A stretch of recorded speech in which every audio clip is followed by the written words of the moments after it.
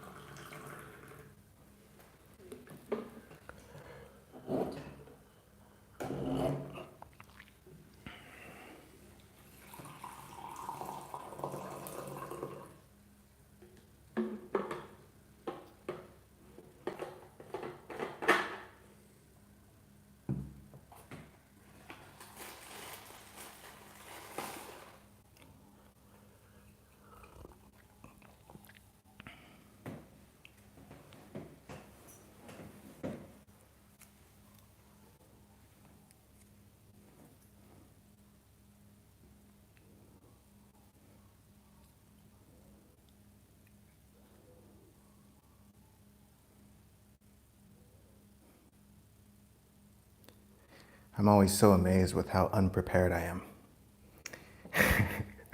It's like I sit down in this chair, it's like, oh yeah, we gotta do something here. All right, well, welcome. Awesome to sit with you again this week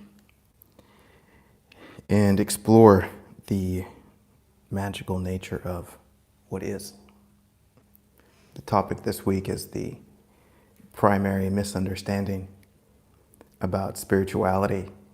And this is going to be really fun to explore because I like to see my own play of delusion where I start thinking spirituality is about this or that or the other thing. And then life kind of smacks me across the face. It's like, oh yeah, it's not really about that at all. And so there's a common theme in spirituality that I see kind of, everywhere, especially on social media, that for me constantly points to the primary misunderstanding. And naturally, whether this is really the primary misunderstanding, I don't know. I'm just making all this stuff up. But it seems like this is a common thread.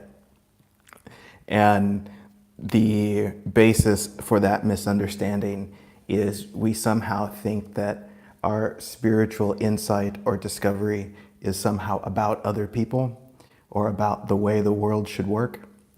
It's like you have this insight that says, oh, don't judge people.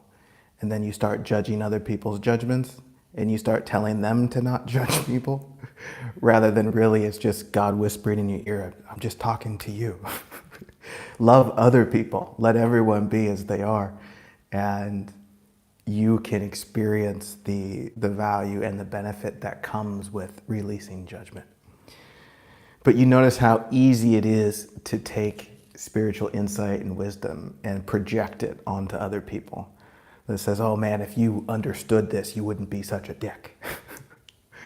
And it's a primary way that we use spirituality as a defense mechanism that kind of avoids looking at what's going on inside of ourselves. And so we will explore that a little bit today. Naturally, we'll start with a short guided meditation. Then I will share some words, and then we can dialogue about whatever. So let's meditate.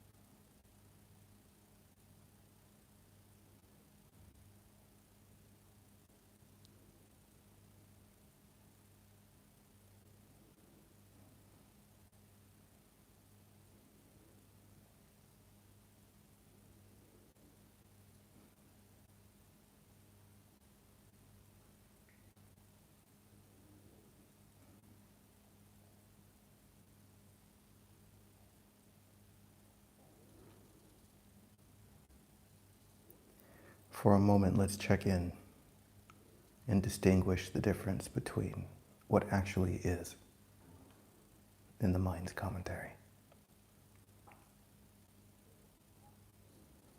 We can first acknowledge that yes, the mind moves. Thoughts come and go, seemingly asking for our attention. And yet, behind all that noise, there is a presence.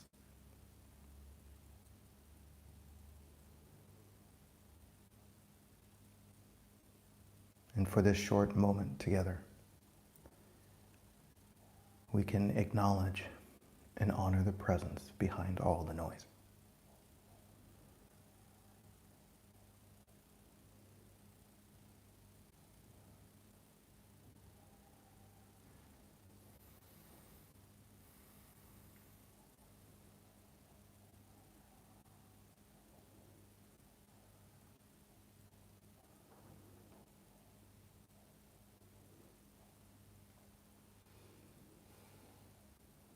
We can recognize that the breath that moves through us comes from this presence.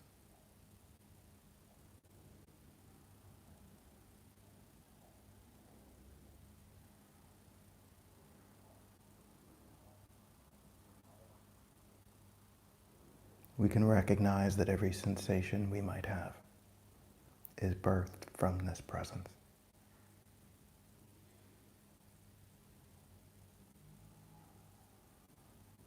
Everything that actually is so incredibly present.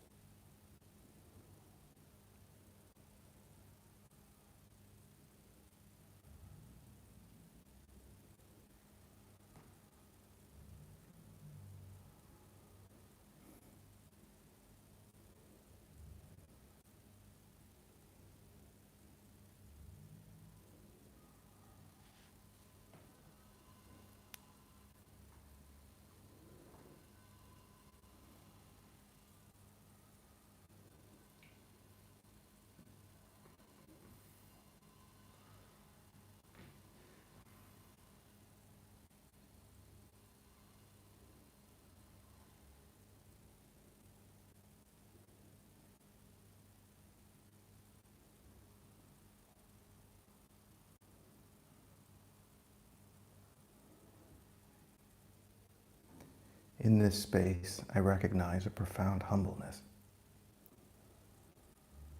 that sees the mind cannot capture this presence. To see that who I am thought to be cannot capture this moment.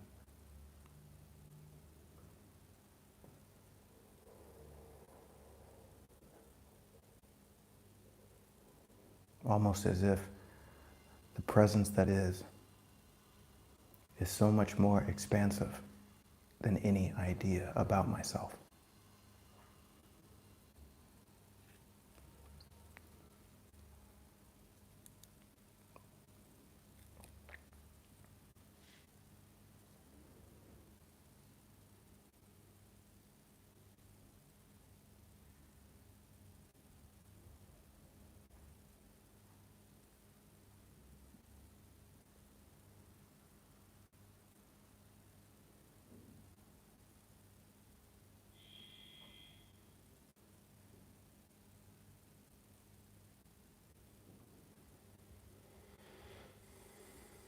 And so as we breathe, we release any attempt to capture.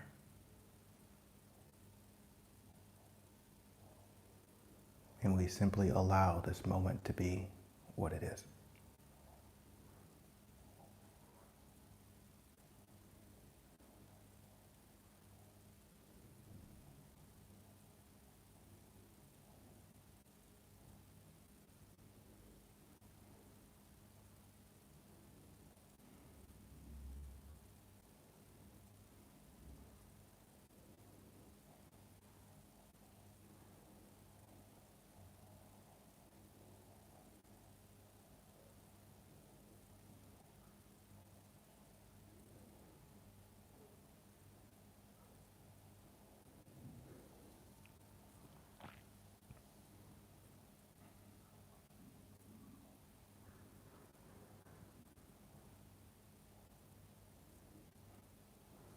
This is the great, this is the great honoring that allows the miracle of life to be life.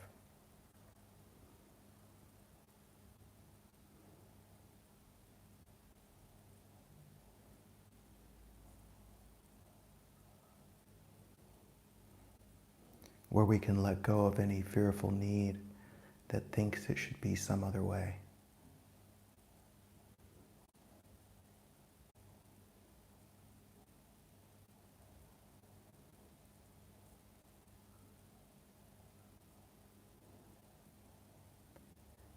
And even if it's just for this moment, we can recognize a gratitude for the life that is.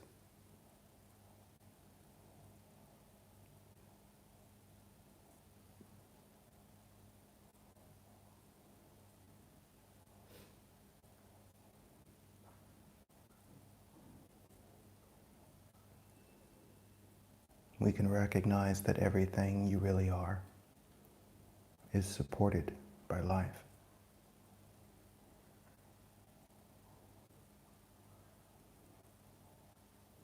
The reality of what you are,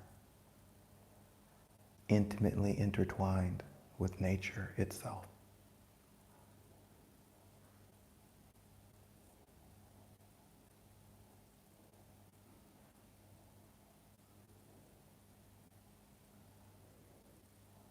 This presence that breathes through you, the same presence that breathes through everyone.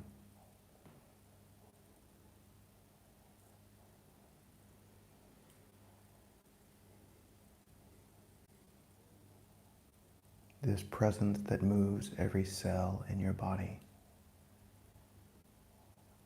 is the same presence that tends to the stars.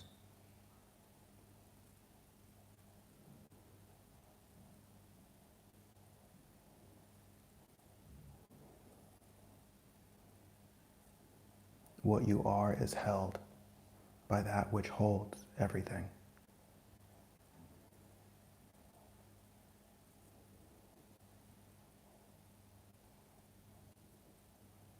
Please see this. This is not your own separate doing. You do not grow your bones.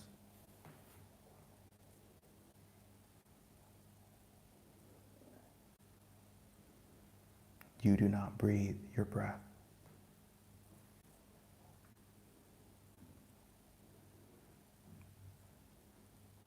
You do not make the planet spin.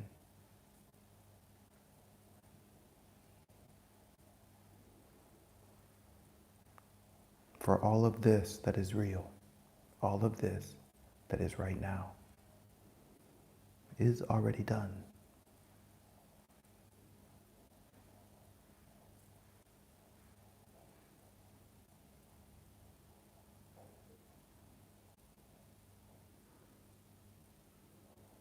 Notice the humbleness of this. This presence is what has been bowed to for all of time.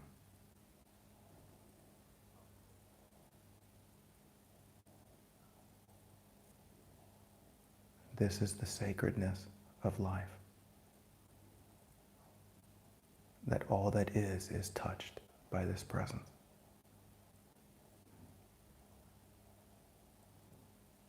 All that is moved by this grace.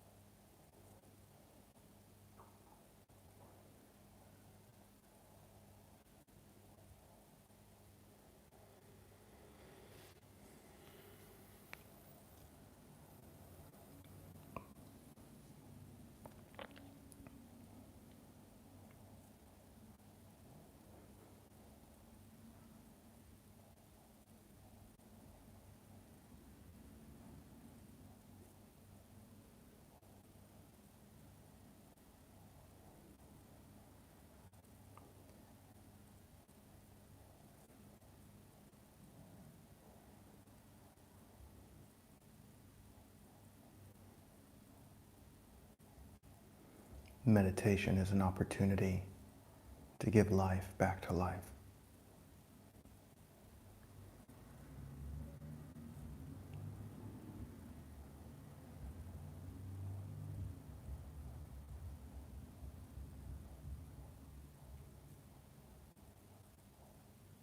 And in the sweetness of this surrender,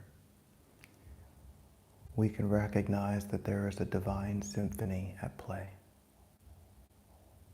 Somehow, some way,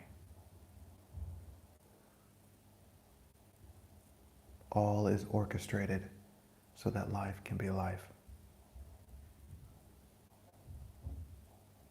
For if it was not for the nighttime, there could not be the daytime.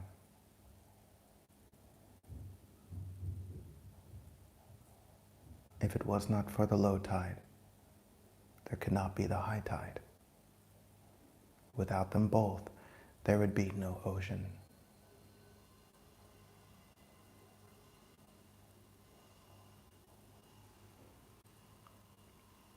And so even though the mind might not understand, we can see somehow everything has its place.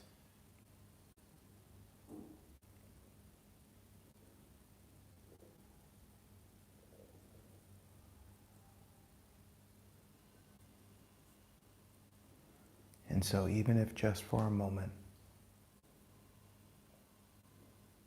we can release any resistance, which is really just an innocent, fearful misunderstanding.